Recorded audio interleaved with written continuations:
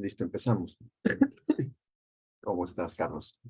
Vamos. Uy, quería comprarme una solapera, pero ya se me pasó.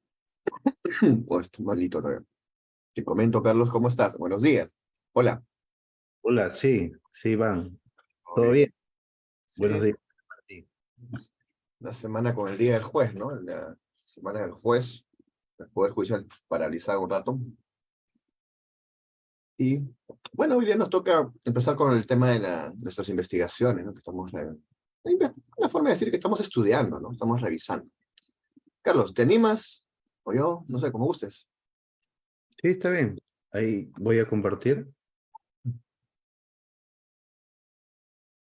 Claro, para los que de pronto ven el video, la idea que estamos haciendo es nosotros mismos estudiar un libro y resumir poco a poco, ¿no? Y compartir y conversar, sin perjuicio de seguir con el libro que estamos revisando de Carlos Ramos Núñez, ¿no? Cómo hacer una tesis y no envejecer en el intento. Se supone que este libro queremos aplicarlo y estamos en ese interés. Carlos, ¿me avisas? Ya. A ver,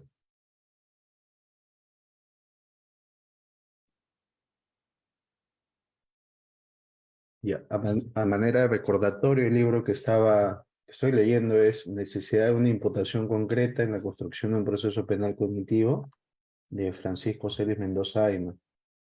En primer término, habíamos hablado ese cambio del Estado legal al Estado constitucional, un Estado constitucional en el cual ahora nos encontramos, donde había un cambio de pensamiento, ya que no se establecía las decisiones solamente en cumplimiento de la letra de la ley, sino que ya establecía el sentido que determinaba la Constitución en base a derechos, en base a principios.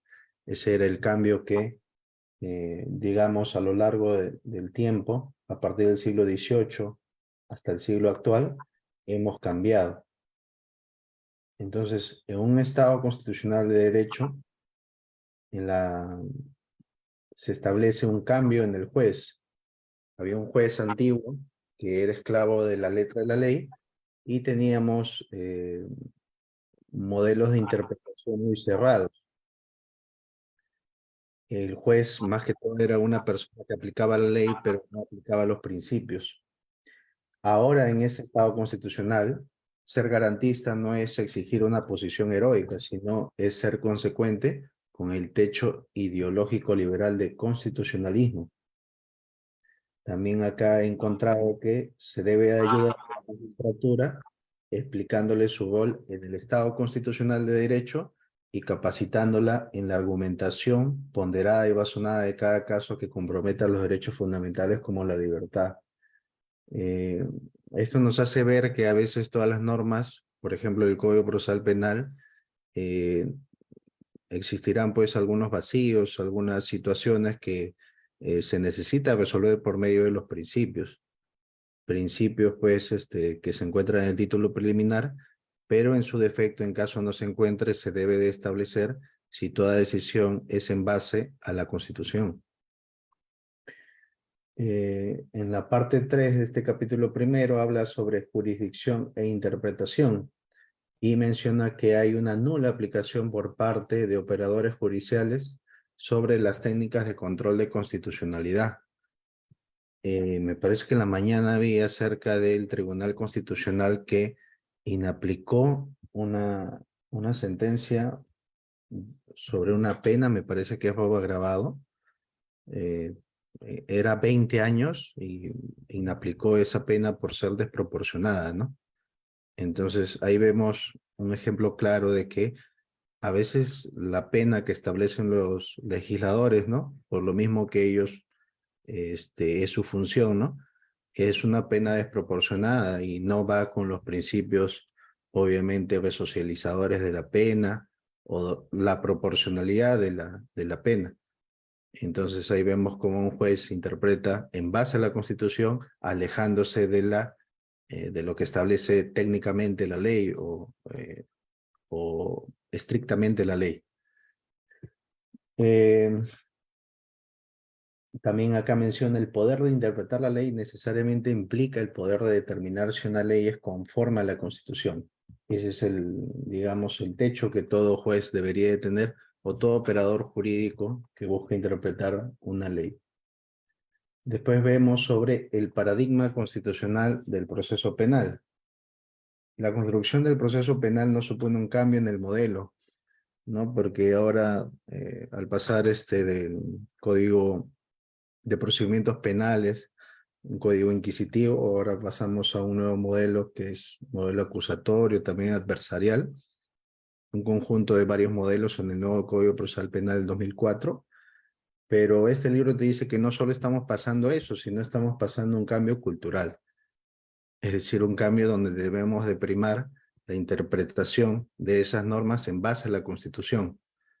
Entonces, como en el anterior capítulo mencionaba que los jueces no es por ser garantista o no es por ser una postura que ellos toman, sino es la postura que deberían tomar todos los jueces, porque esa postura garantista es en base a la nueva interpretación que le debemos de dar a estas normas conforme a la Constitución.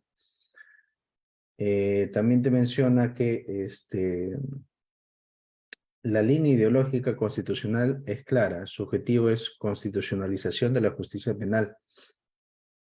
El derecho procesal se convierte en la rama del saber jurídico que mediante la interpretación de leyes propone a los jueces un sistema orientador de decisiones que contengan y reduce el poder punitivo, ¿no?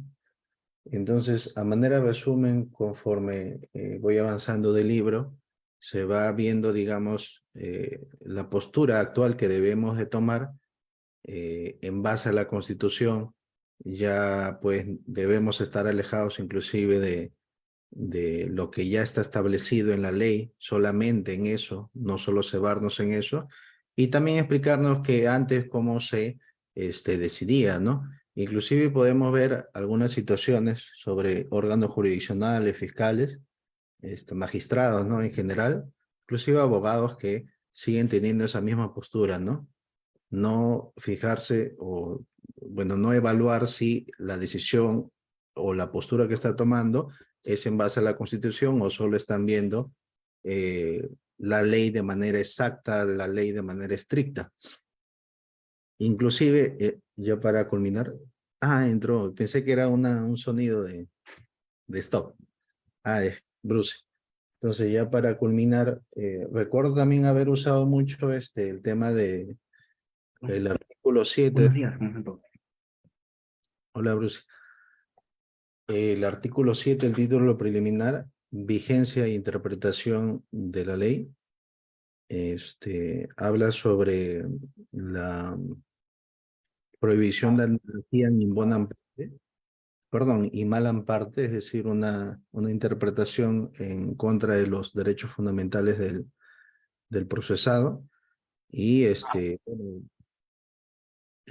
no prohibía la interpretación in bonam parte, es decir, en intereses positivos, ¿no? Hacia el procesado, ¿no?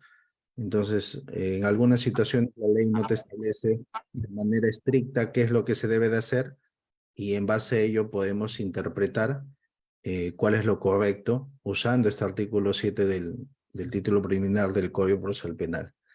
Ese es por mi parte mi resumen, ¿no? Obviamente en beneficio de mi investigación acerca de imputación concreta.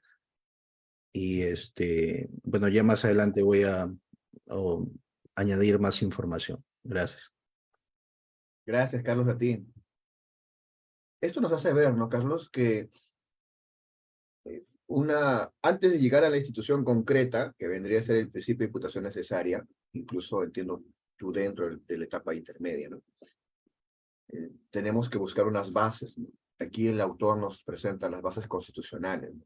Te comenté de pronto en sesiones pasadas que el tema del neoconstitucionalismo es muy importante para los que nos dedicamos al derecho penal. Y aquí, bueno, han tratado de explayarse un poco más. ¿Y a ti qué te pareció, Carlos? ¿Con qué te quedas del autor, no? ¿O no le crees? De pronto tú prefieres no darle tantos beneficios a los procesados. ¿Qué opinas? No, inclusive la clase pasada estábamos viendo acerca de la participación de la parte agraviada, ¿no? Dentro de la declaración preliminar del imputado, ¿no? Entonces, lo que está textualmente en la ley es que, digamos, no puede hacer preguntas, ¿no? Pero quizás uno debe de razonar y cambiar de mentalidad y establecer si la igualdad de las partes, ¿no? Es parte del proceso, es de acuerdo a la Constitución y pues no establecer solo eso. Entonces, ese paradigma que está introduciendo en primera parte el autor me parece totalmente correcto. Capaz nos alejamos mucho de ese tema de entender la constitucionalización del Estado. Entonces, eso nos va a permitir llegar a su punto, que es imputación concreta. A mí me parece que está muy bien por ese camino que está llevando, porque analizando, no he leído todo el libro, pero avisorando creo que nos trata de introducir que el tema de imputación concreta textualmente no lo vamos a encontrar en la norma, y es que no lo hay, porque el 349.1, cuando habla de requisitos de la acusación, te dice solo la relación clara y precisa del hecho. No te dice detalladamente, ¿no? Que esta tiene que tener imputación concreta, necesaria, ¿no? Eso lo relacionamos con el derecho a la defensa, ¿no? Con la imputación de cargos, ¿no?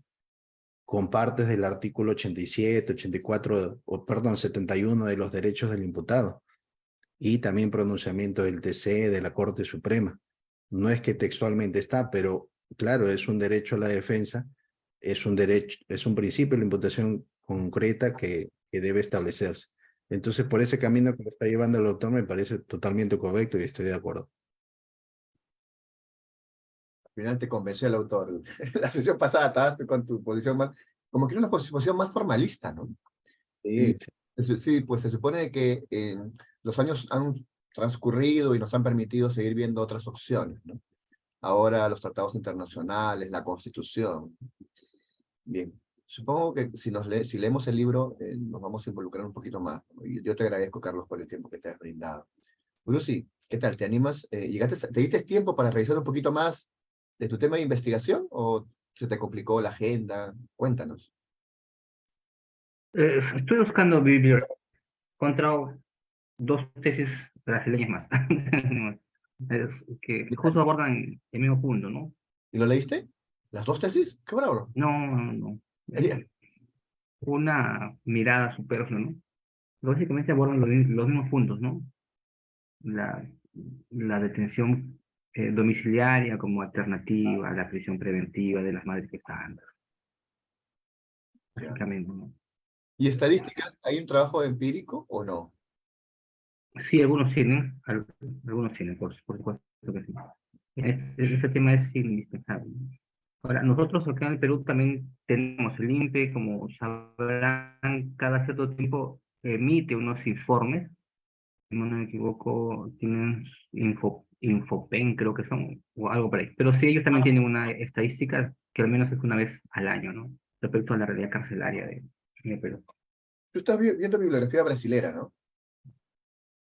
Sí, en realidad peruana encontré un informe de la Defensoría del Pueblo del 2011, justamente cuando cuando se aprueba la resolución que reconoce, o cuando la resolución que aprueba este, esta norma de Bangkok, al año siguiente la Defensoría del Pueblo sacó un informe, porque le hicieron una consulta si es vigente, si está vigente, si es de cumplimiento obligatorio estas reglas al Perú. Dijo que no, no, solo es obligatorio en el régimen carcelario, ¿no? Porque la norma de la ley de ejecución penal te dice que una de sus fuentes es justamente los tratados y derechos internacionales. Ahí sí, pero ahí hay normas puntuales, ¿no? Como por ejemplo que las madres gestantes no estén enmarrocadas y van a dar luz, ¿no? Es Pero, una norma pero tú, puntual. ¿eso de dónde sacaste? ¿De una tesis nacional? ¿O de dónde estás sacando ese argumento? ¿O es tuyo, de tu cosecha? No, no, es primero del documento que emitió en el 2011 la Defensoría del Pueblo, que te dice que no solamente se puede aplicar la parte pertinente al régimen penitenciario, porque la ley de ejecución penal, en su título preliminar, en el artículo 9, creo, no lo tengo a la memoria, te dice que una de las fuentes del derecho para la ejecución penal es justamente las normas internacionales. Lo que sucede es que las normas de Bangkok tienen normas procesales, normas sustantivas y también normas de ejecución entre mezcladas, no es una norma hecha específicamente por penalistas, ¿no? Entonces, tiene mucho contenido y entre ellos hay normas que se aplican para el régimen penitenciario, ¿no? Como por ejemplo que te he dicho, ¿no? Que también el tema de la salud, también, eso justamente es un tema que no se ha publicado mucho, ¿no? No he conseguido datos estadísticos. ¿Qué tal es la salud desde el punto de Las vista normas de objetivo, Bangkok son un ¿no? tratado. No son un tratado. Su- Son reglas. Su denominación no son reglas. Ojo, pero ha sido aprobado por el Consejo en resolución de la ONU, ¿no? Entonces, si bien eso no es una norma, eh, Porque nuestra constitución como una política, recomendación. pero nuestra constitución política del país nos dice que los tratados, ¿no? O convenios, pues, Ratificado. tienen, claro, tienen rango, ¿no? Y lo demás que lo vas tú, bueno, vas a tratar de introducirlo por principio.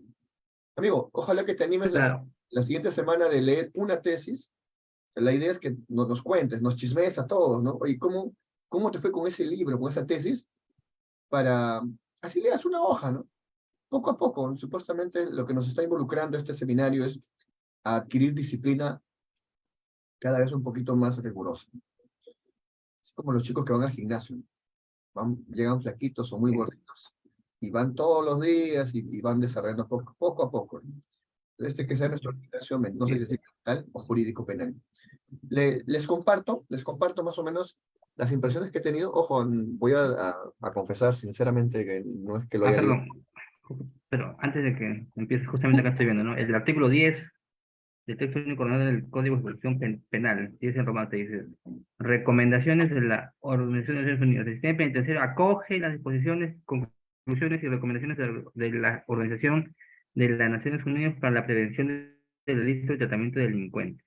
Más o menos, la regla de Bangkok está inserta en esta denominación, o en esta dentro de las Naciones Unidas justo hay un órgano que tiene esta denominación, ¿no? Que es la Comisión de las Naciones Unidas para la Prevención del Delito y Tratamiento del Delincuente. Entonces, un aspecto de las reglas están ahí, ¿no? Están ahí. Y por ahí también podría entrar, pero habría que hacer un análisis un poquito más, más elástico, ¿no? Pero propón un tipo de interpretación, ¿no? ¿Qué tipo de interpretación podrías plantear? Por ejemplo, ahorita lo que tú me has mencionado, se me ha venido a la mente así. Yo, yo justamente, yo tengo bueno, tengo hasta dos, ¿no? Una constitucional y una penal, justo aplicando lo que estaba comentando Carlos, ¿no? El artículo 7 del título preliminar del Código Procesal Penal, ¿no? Que te dice, ¿no? La ley referida a derechos individuales que sea favorable al imputado, que haya con posterioridad, no, la ley conoce, El el inciso punto 3, 3. ¿no? Inciso 3, ¿no? La ley que contra la libertad y el segundo párrafo, la interpretación extensiva y analógica quedan prohibidas mientras no favorezca la libertad del imputado. El único detalle es que no es una norma imperativa, ¿no? Pero, justo la analogía se aplica cuando no hay ley, pues, ¿no? Entonces, hay un vacío, ¿no? Claro que hay. Claro, o sea, yo imagino, Bruce, y también Carlos, el próximo caso que tengamos, cada uno de manera independiente o en conjunto, y viene una persona, yo sí apostaría por citar las reglas de Bangkok, conocerlas. Te pido, por favor, Bruce, que nos puedas compartir el grupo Telegram de Semillero de Abogados Penalistas Litigantes, esas reglas de Bangkok. Sí, claro, por supuesto. Lo podemos usar. Sí, no, por favor. Sí. No, me refiero, envía las reglas para que los Ah, chicos ya. en el semillero, ahí vamos un poquito más de 100, para que los chicos tengan esa facilidad, chicos y chicas, y que puedan usar el artículo 7, inciso 3 del título preliminar del Código Procesal Penal, ¿no? En donde la analogía y la interpretación extensiva están permitidas. Pero entiéndase que estos métodos de interpretación están en función a dispositivos legales, ¿no? Y las Claro, reglas se entiende, pueden encajar como dispositivos legales, ¿no? Pero siempre va a depender mucho del magistrado, ¿no? es una cuestión de tomar postura, ¿no? Pero igual, Definitivamente. hay que empezar a crear una corriente, ¿no? Y no me parece una mala idea. Bien, bien amigos.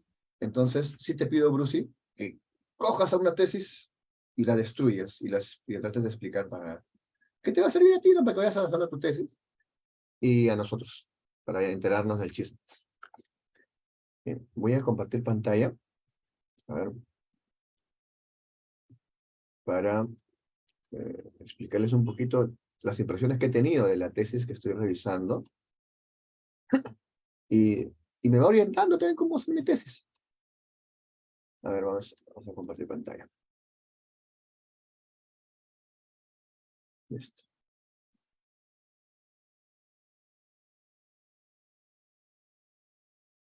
Ya. Sí les conté, ¿no? Y los que no saben todavía, estaba revisando esta tesis, es una tesis doctoral. En realidad, la Cámara Gesell es solo para menores de edad, pues no es para mayores de edad. Cámara Gesell, delitos sexuales, están analizando qué tan idóneo es como medio de prueba, ¿no? Es del año, uy, mira, he puesto, algún día estaremos en el año 2021. Es de San Marcos, este es su jurado, su nota. El enlace de la universidad es esta, o sea, cibertesis, para que ustedes lo puedan descargar y ahí está, son las oficiales. Y yo de todas maneras he sacado un respaldo más aquí. O sea, porque a veces los enlaces caducan. Este señor ha citado tesis y sus enlaces ya no sirven, o sea, ya no son vigentes. Ah, bueno. Entonces, aquí lo que me llamó la atención, o sea, definitivamente no es para explicar toda la tesis, ¿no? Pero lo que me llamó la atención, y creo que podemos estar atentos nosotros como abogados, este señor está preocupado por lo siguiente. Dice que las pruebas, eh, bueno, los testimonios a través de esta Cámara Gesell tienen ciertos problemas. Y esos problemas dependen o están vinculados a esto, al entrevistador, ¿no? ¿Qué tan bueno es entrevistando? Para poder analizar, nosotros desde abogados litigantes tenemos la Cámara Gesell o tenemos ya la declaración, tenemos que estar atentos a esto, ¿no? La pericia del entrevistador, la colaboración del entrevistado, el tiempo transcurrido desde el evento delictivo. A veces hay cámaras Gesell después de 10 años. El tipo de entrevista, las condiciones logísticas y técnicas adecuadas, entre otros factores. Entiéndese que está centrado en la Cámara Gesell, cómo se lleva a cabo, ¿no? Y cuáles son sus ventajas y desventajas o cómo se está aplicando en el país. Y eso a mí me llamó la atención y yo creo que como abogado voy a usar o voy a estar atento a ese extremo, ¿no? Las falencias que ha ido encontrando él, ¿no? De acuerdo a su investigación. Después, como que bueno, sus métodos de investigación, a mí sí me dolió un poquito el corazón, porque de pronto esperaba un poquito más. Bueno, yo sé que no tiene por qué ser así, pero esperaba un poquito más. Aquí brindan conceptos, y cuando ponen los conceptos a mí ya me mató. No, ya ni me animé a resumirlos porque era copiar con citas completas. Y no era el autor el que explicaba, ¿no? El que intentaba explicar. Yo creo que debe el autor explicar, ¿no? Y ponerlo como referencia a los libros que haya revisado, ¿no? Pero no. Y aquí sí me pareció interesante. Su búsqueda ha sido por internet. Y al parecer ese tema no han sido no han sido revisados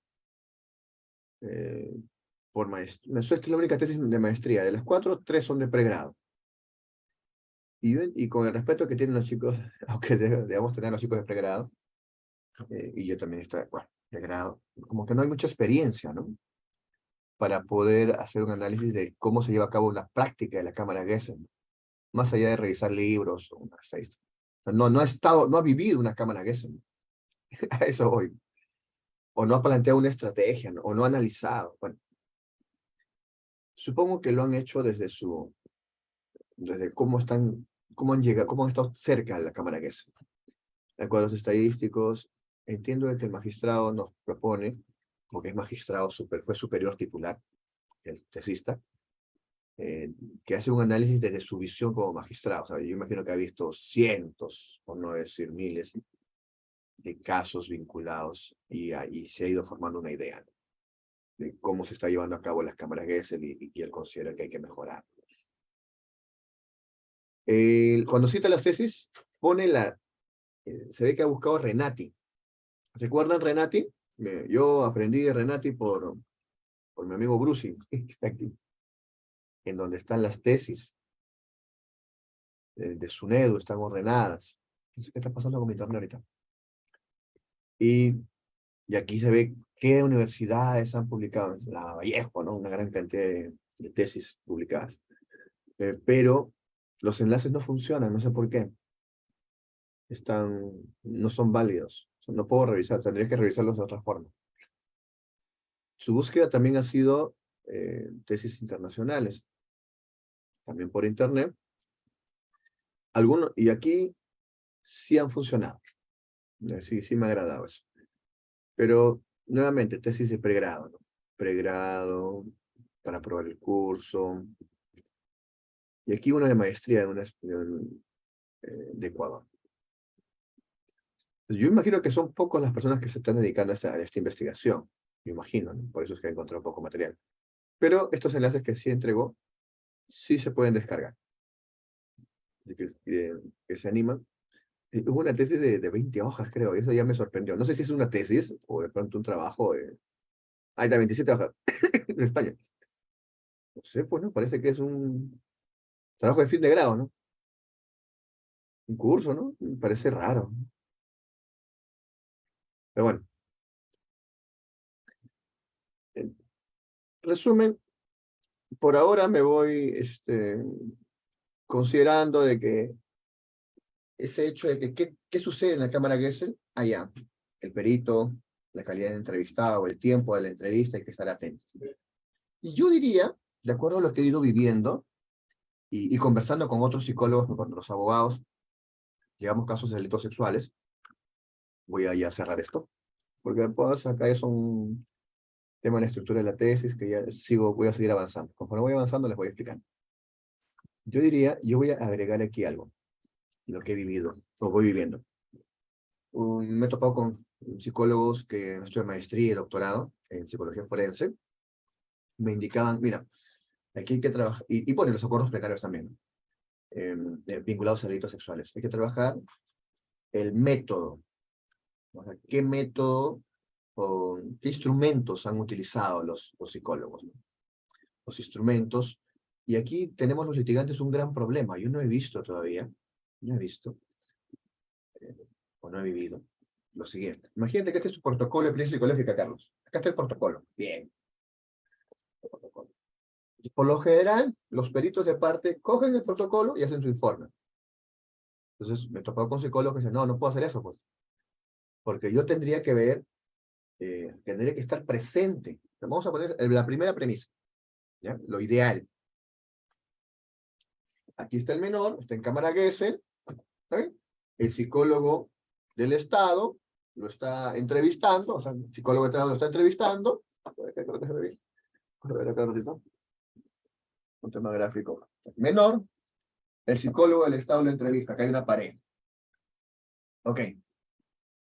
Bien. El fiscal de penal, el fiscal de familia, el abogado, el papá, la mamá, ¿no? Están detrás de esa pared. Y hacen preguntas y por lo general no nos permiten hacer las preguntas que querramos, y un montón de dificultades hay ahí. Pero entiendo que la Cámara Gesell se está centrando en lo que es no revictimizar, ¿no? Para proteger al menor, o la menor. Entonces, el psicólogo me dice, oye, pero yo ¿cómo puedo saber si ha trabajado bien este psicólogo si solo tengo las conclusiones No sé con qué se enfrentó, no sé cómo es el menor. Por lo menos qué cosa dijo, no sé qué expresiones hizo. Entonces me dice, mi padre no tiene razón. Entonces, primera premisa,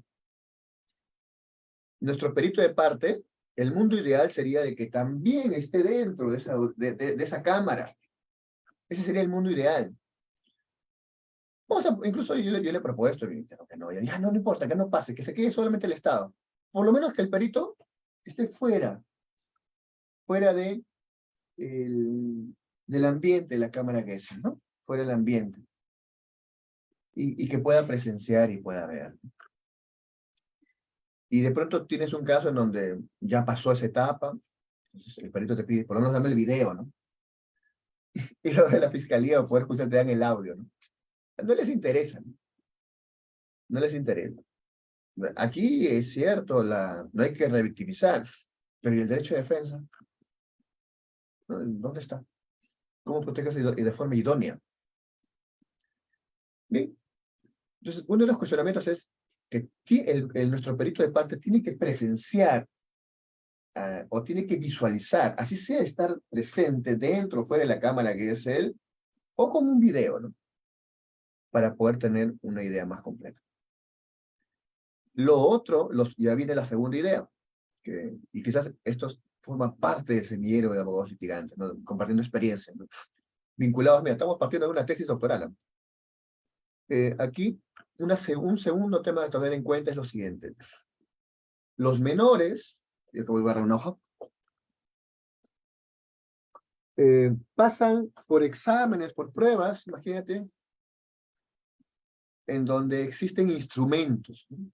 Cuando el protocolo de experiencia psicológica termina, al final dice instrumentos y técnicas. Y tengo una lista de instrumentos y técnicas. Y tú lees hay los protocolos para poder realizar entrevistas. Entonces, ya bueno. La técnica de observación, bueno, no vas a poder discutir, ¿no? Oye, psicólogo del Estado, tú has observado mal. ¿Cómo voy a discutir si nunca hemos estado en ese lugar? Porque, ojo, la cámara que es un día, pero para realizar tu protocolo de pericia psicológica son 2 días o 3 días más. Y ahí no hay nadie, no hay abogados, no hay fiscales. Y supuestamente el protocolo de pericia psicológica es todo. Entonces, ¿nosotros qué tenemos que reclamar? Estar presentes también en los demás. Y eso no existe en la ley.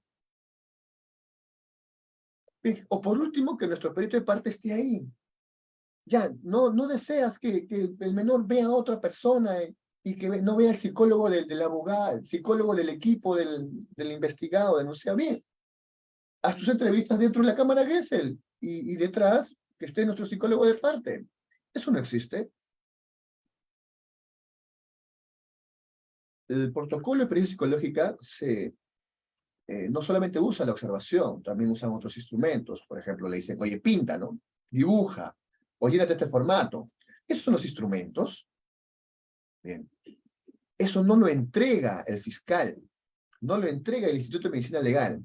Ya viene, repito, la segunda idea. Un abogado, con su perito de parte, para que él pueda trabajar de forma idónea, tendría que por lo menos, ya no lo vio al menor, pues no lo vio, que le entregue esos instrumentos para que el perito de parte pueda revisar, ¿no? Oye, no, de verdad, el menor le ha dibujado un pene acá fuera del pantalón, y esa persona que tenía el pene fuera del pantalón era el papá, ¿no? Y era el procesado. Ah, no, no era un pene, era una zanahoria. Ah, no, acá era un peluche, qué sé yo. Entonces, eso es lo que se tiene que discutir, no el resumen, no el resumen, no las conclusiones del perito. Considero de que estamos años luz, estamos lejos de ese tipo de debate, de ese tipo de defensa idónea. Y es hora, ¿no? Es hora de decirlo, ¿no? Y de presentarlo. Bien, ya no, puede ser una analogía. Hace unos días me dijeron, oye, ve, te invito a una entrevista, a una radio, que al final se pasaba por YouTube, TVO, y me dijeron, y le dije, pero yo no soy abogado de las partes, no puedo decir nada. Y luego me dijeron que no, es porque es una opinión. Ya, pues. Y llegué y me dije, pero pásame información del caso, de lo que tienes del caso, para poder revisarlo y darte una opinión. Nunca me enviaron nada.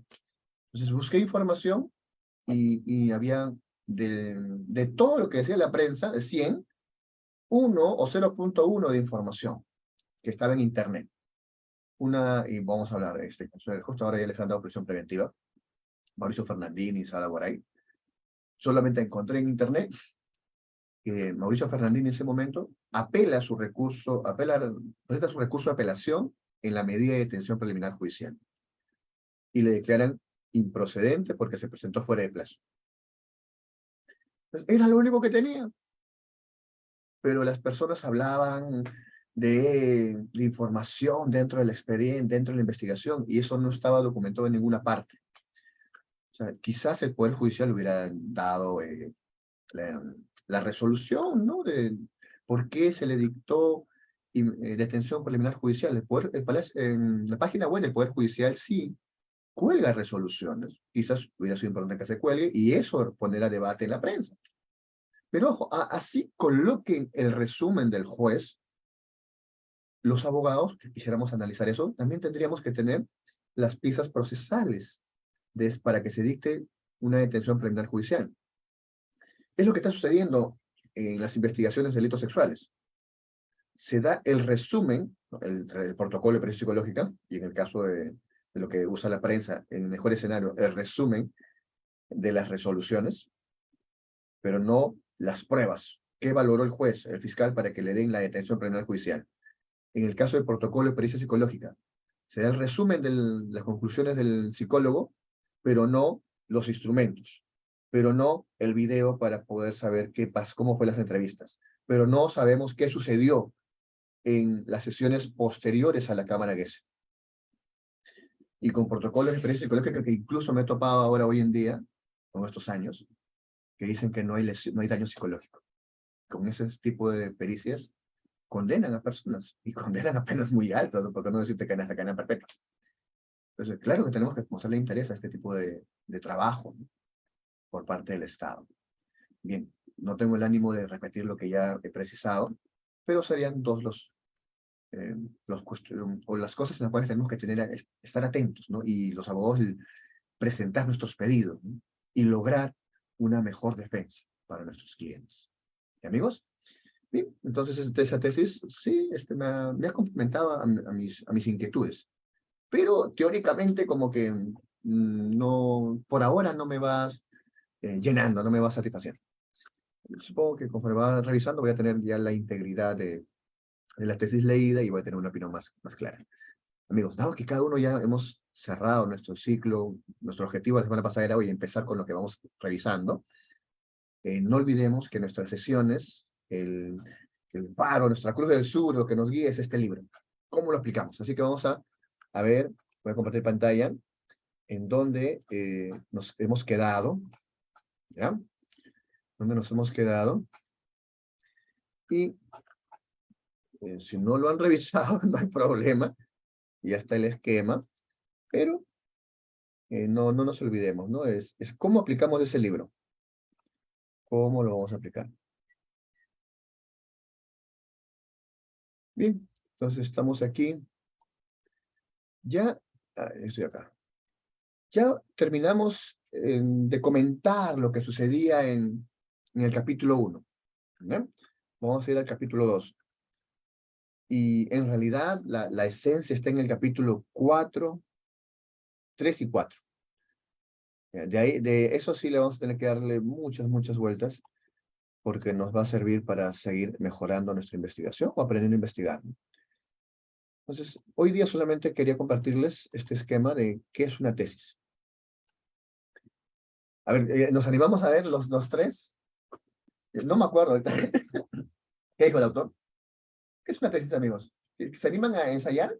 A dar un así con sus palabras, ¿no? Para ir internalizando. Bruce, tú que has hecho una tesis, cuéntanos, ¿para ti qué es una tesis?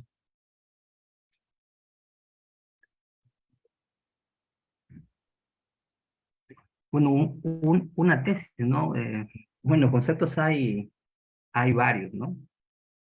Pero primero, ¿no? Algo que me recomendaron siempre fue dentro de la presentación, dentro del proyecto de la investigación, no se colocan definiciones sobre la metodología, por ejemplo, qué es una tesis, ¿no? ¿Qué es una hipótesis? ¿No? ¿Cuáles son los objetivos, ¿no? De frente al grande. En tal medida, la tesis o cuáles son los conceptos a desarrollar o entender, pues tiene que quedar siempre en nuestro interior. Aunque sí encontró algunas tesis, al menos una, en la cual sí te pone a definir, ¿no? ¿Qué es tesis, no? Citando a tal autor. ¿Qué Para, es qué es para ti, objetivo? amigo, para ti, Sí, sí, para- está bien. Entonces, la tesis es una propuesta, ¿no?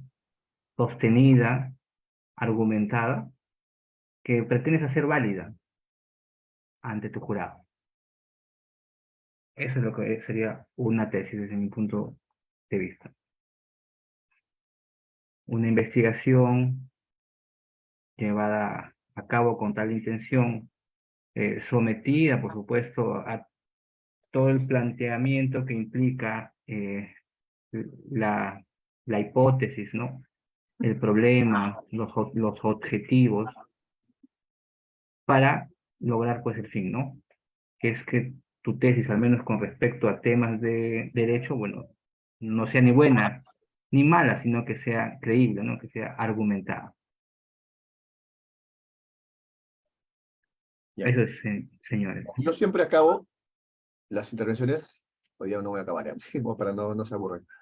Para tratar de resumirlo, para mí la tesis, claro, es como que está vinculada, el mundo del investigador y el mundo del abogado que litiga, parece que están en la misma línea, de alguna forma, porque ambos tratan de probar algo, ¿no? Si defiendes la inocencia, la culpabilidad, defiendes que una pena sea muy baja, no sé, tratan de probar algo. El tesista entiendo que también hace eso, ¿no? Con la tesis. Haces una afirmación y tienes que probarlo. Ahora, bueno, el litigio es distinto, pues, a la investigación. Nuestro mundo de abogados, al parecer, sería que sea lógica, ¿no? Que sea lógica, pero el autor, este autor, nos dice Ramos Núñez, que debiéramos pensar un poquito más, ¿no? De pronto un sustento probatorio, voy a usar ese término, sociológico, histórico, antropológico, que debiéramos buscar más elementos, ¿no? Que no solamente deberíamos quedarnos en la lógica. Yo me voy quedando con eso para mí. O sea, ¿cómo te debiera hacer una tesis? Carlos, ¿te animas? Sí, bueno, una tesis es el planteamiento de un problema, ¿no? Y de acuerdo a ello, brindar las soluciones, las alternativas. Claro que ese planteamiento de un problema es de acuerdo, como también he visto que lo recomiendan, es de acuerdo a lo que tú puedas percibir, ¿no? No todos podemos percibir el mismo problema o identificar los problemas que nos acontecen. Por eso, dentro del ámbito de nuestro trabajo, de nuestro ámbito, de nuestro día a día, ¿no? Encontramos problemas y de acuerdo a ello debemos de transmitirlos para que quizás otra persona que se encuentre con esa misma situación tenga una solución, ¿no? Tenga alternativas, ¿no? O de ello mismo deriven otros planteamientos o otras tesis. Gracias. ¿No? Nos olvidamos tanto, Bruce, como yo, resolver problemas, ¿no? O sea, para eso es la tesis, ¿no? Para resolver los problemas, ¿no? También para eso somos abogados, ¿no? También. Bien, amigos, vamos a ver. Ojo, mi forma arbitraria de ordenar las ideas. No están obligados a creer cómo estoy ordenando estas ideas, por eso también es importante que lo revisen. Me quedé con esta forma de explicar, ¿no? Una tesis significa eh, identificar un tema controvertido, delimitarlo y buscar respuestas, ¿no? De lo que estaba planteando Carlos. Datos, recolectar datos, ¿no? Organizar e interpretar esos datos.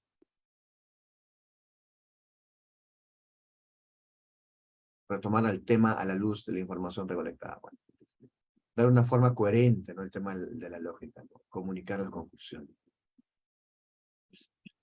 Un trabajo también artesanal, de alguna forma, ¿no? Y también de intelecto, ¿no? Y debe presentar una tesis. Una tesis debe presentar una hipótesis, demostrarla y concluir. Hay algo que me pareció también interesante, en el sentido que las conclusiones tienen que estar vinculadas con lo que has demostrado, ¿no? Algunos concluyen cosas que no está demostrado, ¿no? Y mucho menos citado, ¿no? Ni siquiera sabemos de dónde sacó esa información, ¿no? Así que hay que tener mucho cuidado con eso. Y las características fundamentales de la tesis, ¿no? Vamos acá. Y aquí sí vamos, les voy a pedir que vayamos ensayando, ¿no? Lo que estamos tratando de investigar. Hipótesis, centro del trabajo de la tesis. A ver. Como yo empezaba al último, al medio, voy a empezar ahora. ¿Cuál es mi hipótesis? Más o menos para centrarme, mi hipótesis es el análisis de la indignidad sexual. Mira, acá hay un tema procesal, ¿no? No, a ver, el análisis de la indignidad sexual no es, ¿cómo me puedo explicar? No es suficiente cuando se toma en cuenta al agraviado. También se debe tomar en cuenta al imputado. ¿Sí? Es lo que más o menos iría conforme a la tesis que estaba revisando. Para analizar el análisis de la indignidad, si bien es cierto, se busca el daño psicológico, físico del menor o la menor, para poder identificar ese análisis desde el ámbito procesal, también se deberá tomar en cuenta al investigado, ¿no? Sus derechos. Pero mi intención es sobre todo saber cuándo esa estructura, ese núcleo duro de la indignidad sexual, cuándo se sabe que se ha llevado a cabo, ¿no? Cuándo se sabe que se ha lesionado en realidad la indignidad sexual. Bien amigos, respecto a los demás elementos del tipo penal, ¿no? Recuerden, actos contra el pudor, o, bueno, violencia sexual no, actos contra el pudor, te dicen aquel que toca a los miembros, ¿no? ¿Eso es la conducta típica o eso es la indignidad sexual, ¿no? O la lesión de la indignidad sexual? Esa es una de mis dudas que tengo. Y bueno, entiendo que la hipótesis es lo que tú propones, ¿no? Y yo propongo de que tiene que centrarse en la lesión. La lesión de la indignidad sexual es cuando existe un daño psicológico. Si no existe un daño, no tiene por qué entrar el derecho penal. De pronto crear un sistema anterior al derecho penal. No sé si se puede decir que es el derecho de familia, con el ámbito de violencia familiar, o protección de mujeres y la familia. Pero tiene que haber un daño psicológico. El derecho penal es eso, es última ratio. Ya, listo amigos. Brucey, ¿te animas a dar tu hipótesis?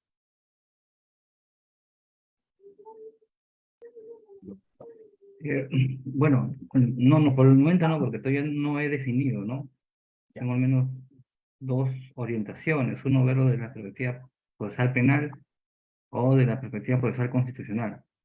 Entonces, Pero que vaya bueno, evolucionando, pues. Pero que vaya bueno, evolucionando. en ese caso, a ver, tenemos ahí los elementos de la hipótesis. Sería algo así, sí,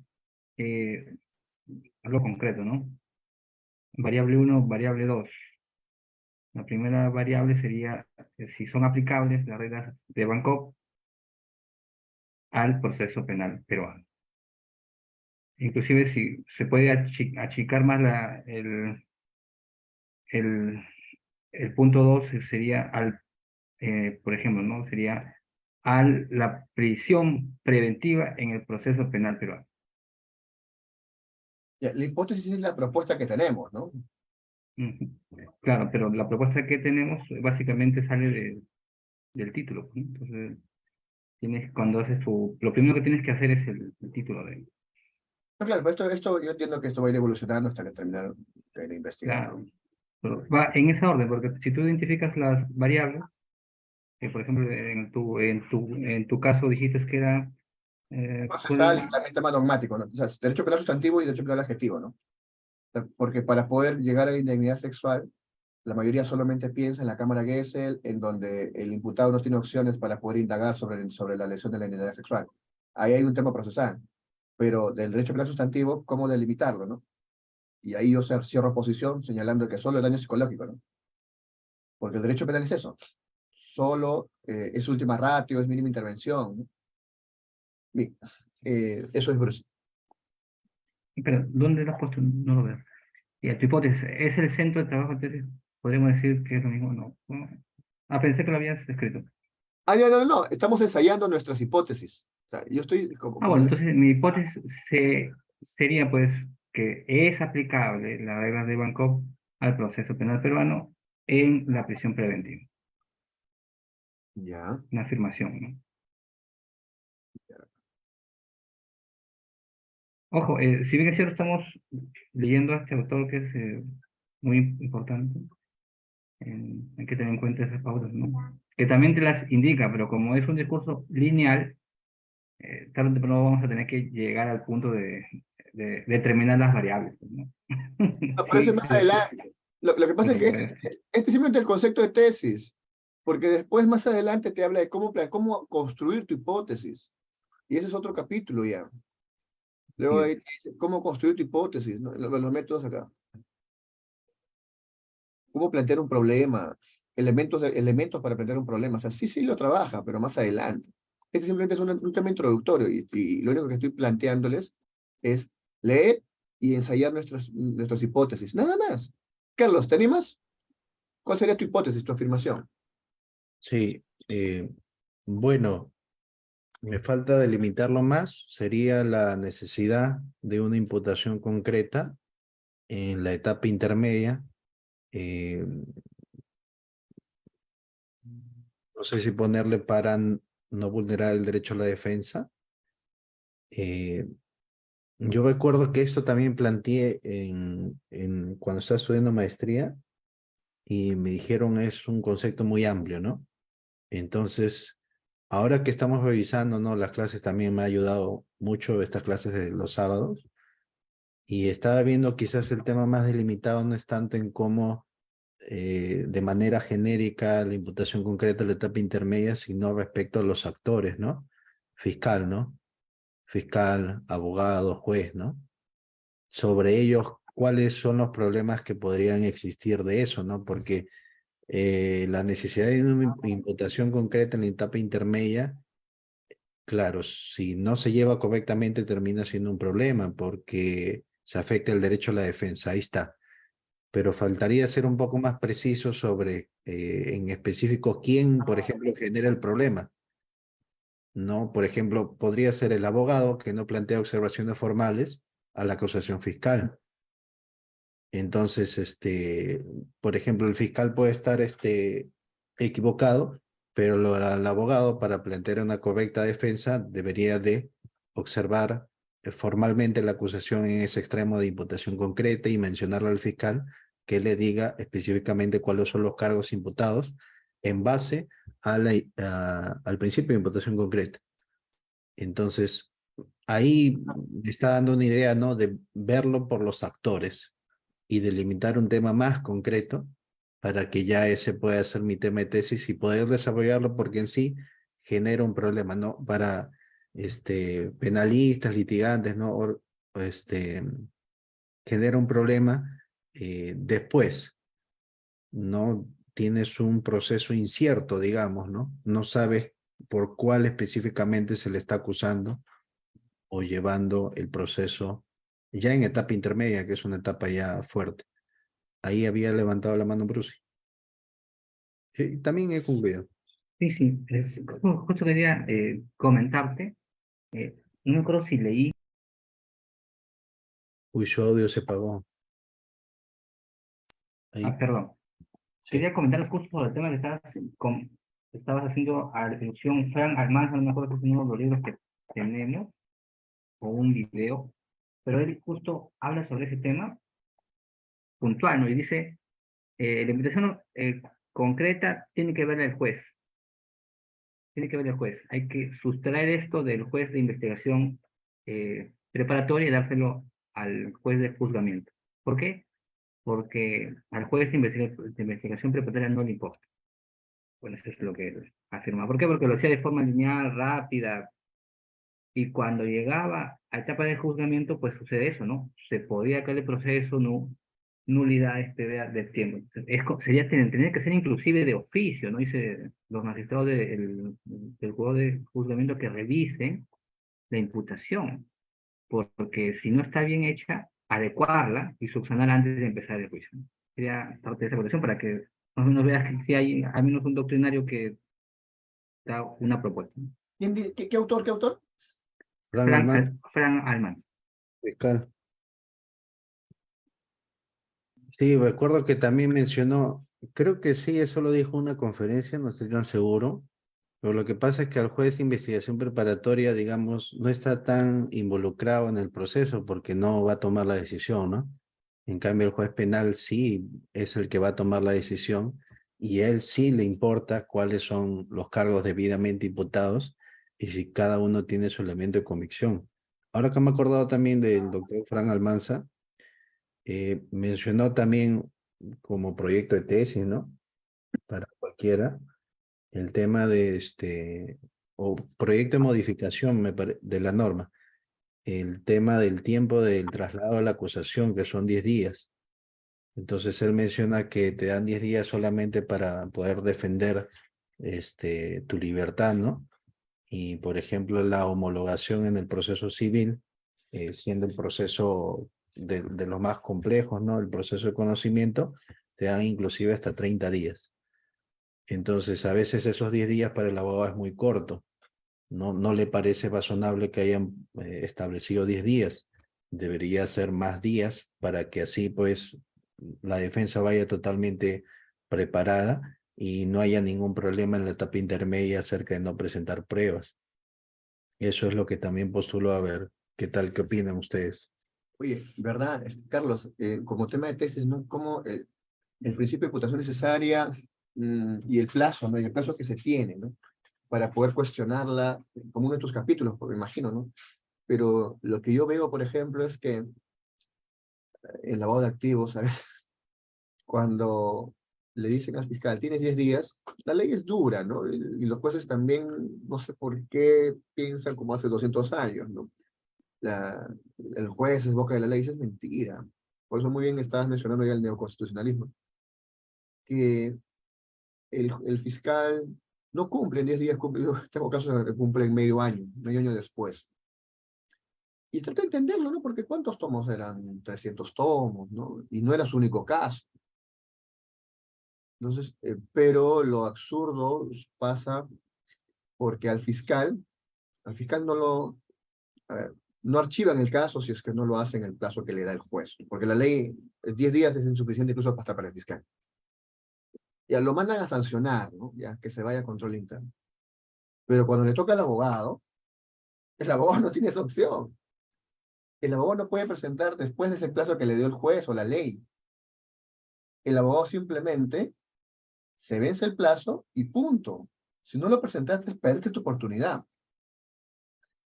Y ahí viene, definitivamente, ahí la igualdad de armas no existe.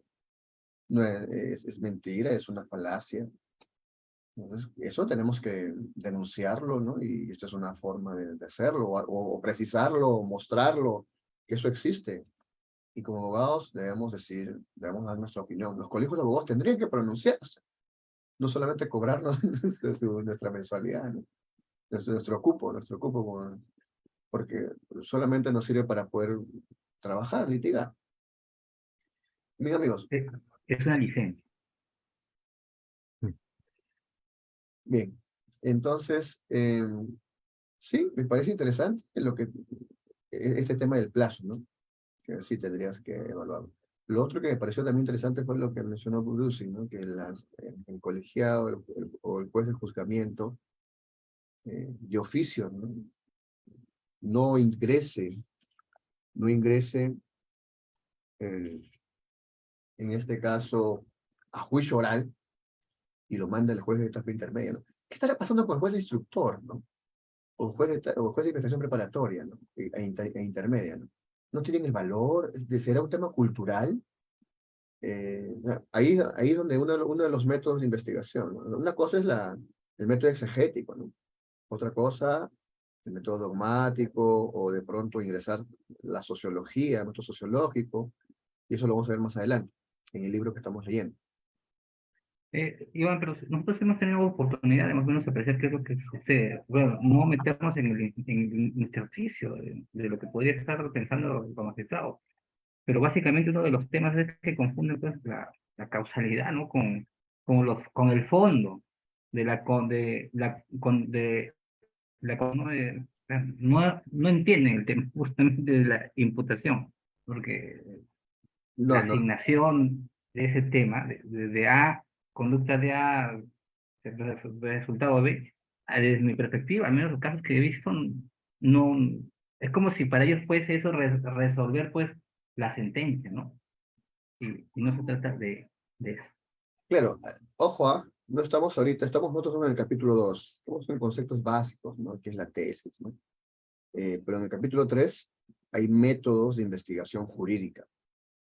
Yo te estoy planteando eso. No creamos que como somos abogados, la única forma o el único método es el exegético, ¿no? Que es analizar las normas. Hace un momento hablábamos de interpretación extensiva, hablábamos de analogía en buena parte, ¿no? A favor siempre del procesado y su libertad. Yo te estoy hablando del método sociológico, ¿no? Y funcional, ¿no? ¿Por qué no decir el método antropológico? Pero eso es supongo que ese tiene características distintas, ¿no? Para poder entender a los magistrados qué está sucediendo. Realmente es un tema cultural, como te decía, porque se supone que los abogados sí tenemos las herramientas, ¿no? Sí existen las herramientas. ¿Y por qué no más? Y tendría que ser un cuadro estadístico también de eso, ¿no?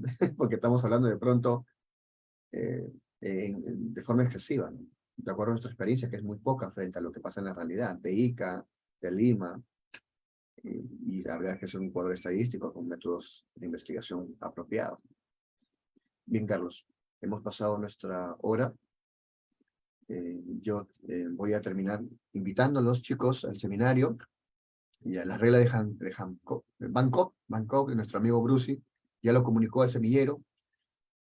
También lo de Carlos, el libro que está leyendo, también lo hemos ubicado, vamos a comunicarlo al semillero nuevamente.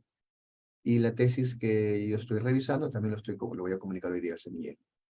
Anímense a participar, no tengan miedo, si no has leído nada, igual participa, ¿no? Si tienes tus dudas puedes comunicarles, aquí podemos interactuar, y aquí espero que te animes a ir pensando en tu tesis, e ir viendo que lo que leemos nos va a servir para el trabajo.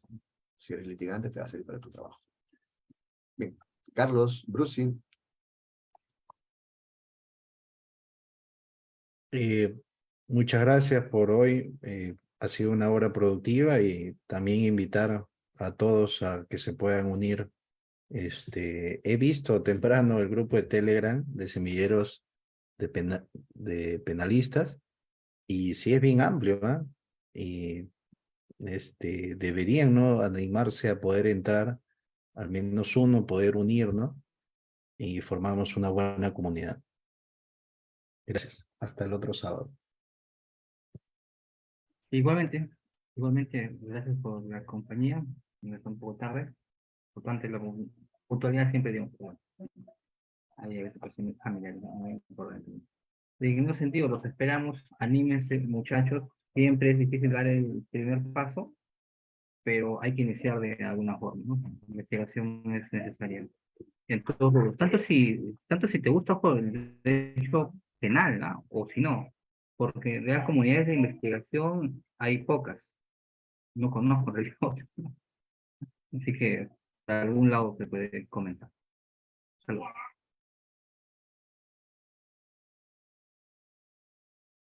una foto de recuerdo, chicos, antes de irnos, para promocionar el equipo.